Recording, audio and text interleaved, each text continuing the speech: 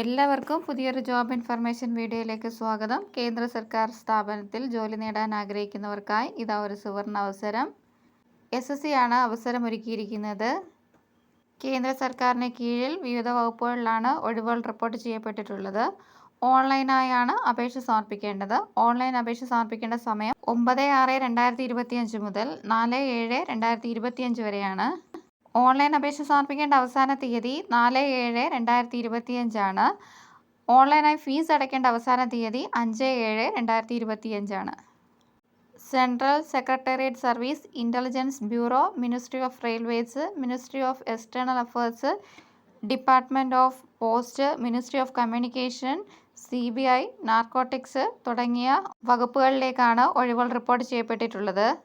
18 വയസ്സ് മുതൽ 30 വയസ്സ് വരെ ഉള്ളവർക്കാണ് ഈ തസ്തികകളിലേക്ക് അപേക്ഷിക്കാനായിട്ട് സാധിക്കുന്നത്.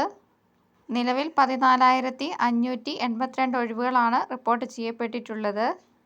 SC, ST, OBC, EWS, ex serviceman, PWBD കാൻഡിഡേറ്റ്സിന് റിസർവേഷൻ ഉണ്ടായിരിക്കുന്നതാണ്. അപേക്ഷ സമർപ്പിക്കുന്ന ഉദ്യോഗാർത്ഥികൾ ഇന്ത്യൻ സിറ്റിസൺ ആയിരിക്കണം.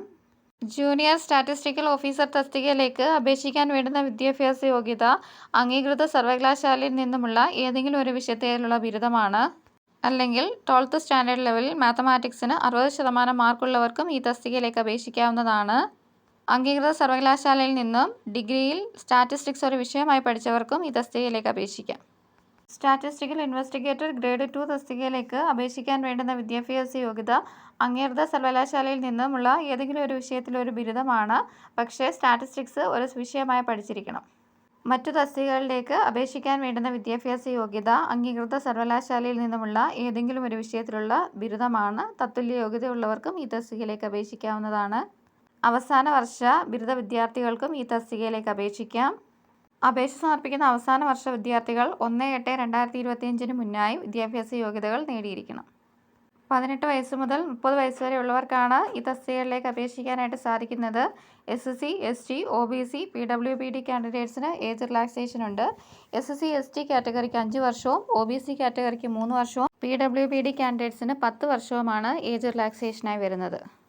ഓൺലൈനായാണ് അപേക്ഷ സമർപ്പിക്കേണ്ടത്. അപേക്ഷ സമർപ്പിക്കാൻ ആഗ്രഹിക്കുന്ന ഉദ്യോഗാർത്ഥികൾ SSCയുടെ ഒഫീഷ്യൽ വെബ്സൈറ്റായ www.ssc.gov.in ഓൺലൈനായോ അല്ലെങ്കിൽ SSCയുടെ മൊബൈൽ ആപ്ലിക്കേഷനായ മൈ SSC മുഖേനയോ അപേക്ഷ സമർപ്പിക്കാവുന്നതാണ്. 2 ഘട്ടങ്ങളായി നടക്കുന്ന കമ്പ്യൂട്ടർ ബേസ്ഡ് എക്സാമിൻ്റെയും ഇൻ്റർവ്യൂവിൻ്റെയും അടിസ്ഥാനത്തിലായിരിക്കും തിരഞ്ഞെടുപ്പ് നടക്കുന്നത്. പരീക്ഷയുടെ വിശദമായ സിലബസ് ഒഫീഷ്യൽ നോട്ടിഫിക്കേഷനോടൊപ്പം ലഭ്യമാണ്. കേരളത്തിൽ എക്സാം സെൻ്റർ ഉണ്ട്. എറണാകുളം, കൊല്ലം, കോട്ടയം, കോഴിക്കോട്, തൃശ്ശൂർ, തിരുവനന്തപുരം, കണ്ണൂർ എന്നിവയാണ് കേരളത്തിലെ എക്സാം സെൻ്ററുകൾ. ഓൺലൈനായാണ് അപേക്ഷ സമർപ്പിക്കേണ്ടത്. ഓൺലൈൻ അപേക്ഷ സമർപ്പിക്കേണ്ട അവസാന തീയതി 4/7/2025 ആണ്. അപേക്ഷ സമർപ്പിക്കുന്ന ഉദ്യോഗാർത്ഥികൾ ഓൺലൈൻ അപേക്ഷ സമർപ്പിച്ച ശേഷം അപേക്ഷയുടെ പ്രിൻ്റ് ഔട്ട് എടുത്ത് സൂക്ഷിക്കേണ്ടതുമാണ്. 100 രൂപയാണ് ഇതിൻ്റെ ആപ്ലിക്കേഷൻ ഫീ ആയി വരുന്നത്. SC, ST, PWBD, ex serviceman, വനിതകൾ മുതലായ കാറ്റഗറിക്ക് ഫീസ് അടയ്ക്കേണ്ട. ഓൺലൈനായാണ് ഫീസും അടയ്ക്കേണ്ടത്. ഓൺലൈനായി ഫീസ് അടയ്ക്കേണ്ട അവസാന തീയതി 5/7/2025 ആണ്.